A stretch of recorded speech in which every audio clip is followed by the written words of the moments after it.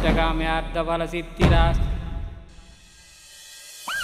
మర్యాదగా ముగ్గుపండి లేదా ఎన్కౌంటర్ అయిపోతారు.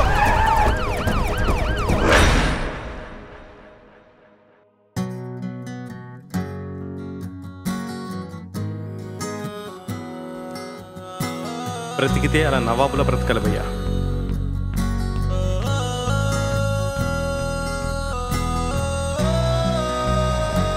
నేనేమన్నా చచ్చి చరిత్ర అయినా రాజుగానే చెప్పుకుంటాను.